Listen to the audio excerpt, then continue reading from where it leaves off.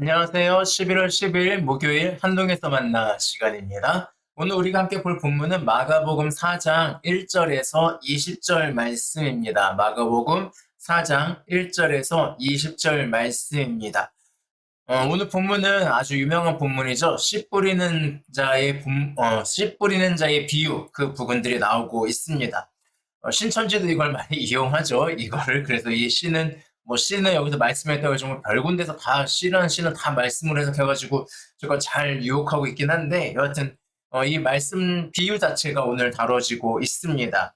이 비유는 너무 유명해요. 씨를 뿌리는 자가 있는데 그 씨가 어떤 경우에는 길가, 어떤 경우에는 돌밭, 어떤 경우에는 가시밭, 어떤 경우에는 옥토에 떨어져서 여기서 이제 좋은 땅으로 나오는데 그래서 이제 결실을 맺는다. 이런 부분 나오고 있는데 그 우리가 보통 이제 씨는 말씀이다라고 이야기를 하고 있죠. 물론 예수님께서 그렇게 얘기하신 부분들도 있어요. 그래서 어, 14절에 이렇게 이야기가 뿌리는 자는 말씀을 뿌리는 것이라 라고 이야기를 하고 있죠.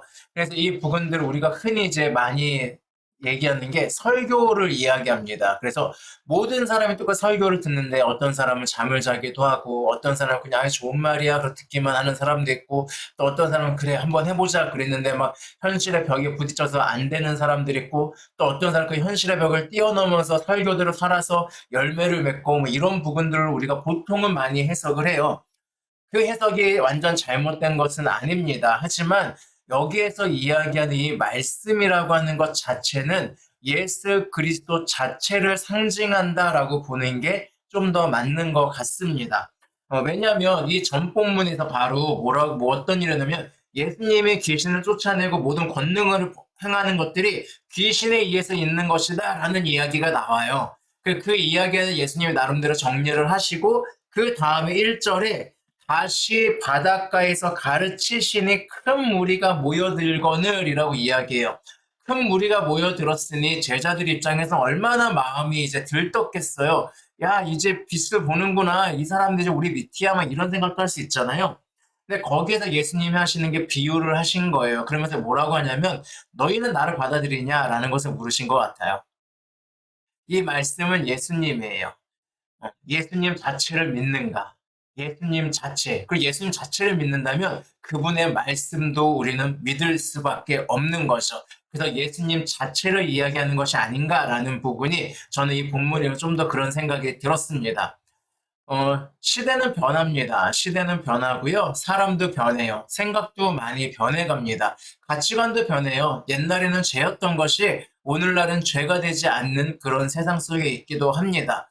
뭐 찬반의 논란은 막 있다곤 하지만 어쨌든 옛날에는 동성애에 대해서 굉장히 죄악시했어요. 하지만 오늘날에는 동성애에 대한 이해를 더 먼저 이야기하고 있는 것 같습니다.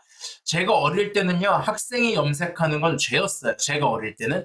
학생이 염색하는 건 죄였어요. 정말 죄였습니다. 그래서 염색하는 애들 다 날라리고, 엇나간 애들이고, 큰일 난 애들이었어요. 근데 오늘날 학생들이 염색했다고 뭐라고 하지 않습니다. 제가 어릴 때는, 제가 중고등학생 때는 머리를 기르고 다니는 것도 죄였어요. 학생은 학생다워야 된다고 스포츠 머리로 하고 다녔거든요. 군인 머리, 군인 머리로 하고 다녔습니다. 그러니까 그런 것처럼. 근데 지금은 이제 그거 가지고 아무도 뭐라고 하지 않아요. 가치관이 변해간 거죠. 그런데 이 모든 것들이 변해가도 예수님은 변하지 않습니다. 예수님이 구원자라고 하는 사실, 예수님이 하나님이시라고 하는 사실, 예수님이 하나님 아들이시라는 사실, 예수님이 십자가에 죽으시고 3일 만에 부활하셨다고 하는 그 사실, 그리고 예수님이 다시 오실 것이라고 하는 그 사실들, 또 예수님이 우리가 하나님 나라를 살게 할 수 있는 유일한 통로로 가는 이 사실 자체는 절대 변하지 않습니다. 그러니까 이 예수님은 언제나 그대로 변하지 않는 채로 계세요. 그리고 이 예수님에 대해서 받아들이는 자세는 우리가 항상 다릅니다. 오늘 말씀이 그러잖아요. 뿌려지는 씨는 변하지 않아요. 씨는 똑같은 속성을 가지고 있어요. 말씀은 똑같아요.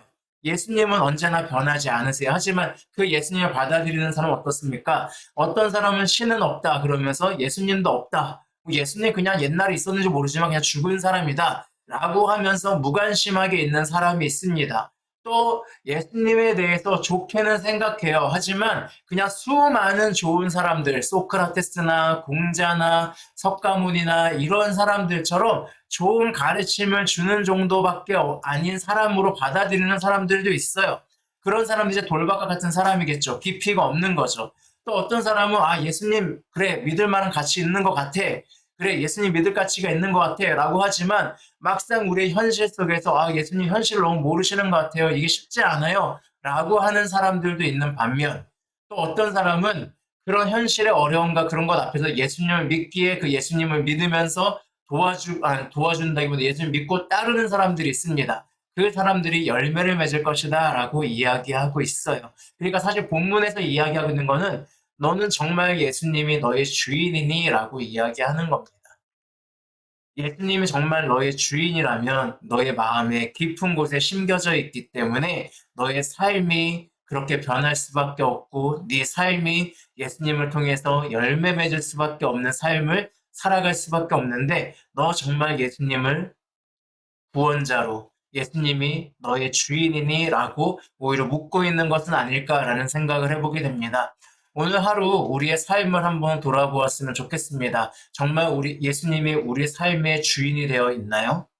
정말 나의 마음 깊은 곳에 예수님이 심겨져 있나요? 그래서 내 삶에 나타나는 모든 현상과 내 인격과 내 성품과 나의 언어와 나의 생각과 그 모든 부분들이 나의 깊이 신뢰하고 있고 나의 주인 삼고 있는 예수님을 통해서 맺어지는 열매가 되어지고 있나요?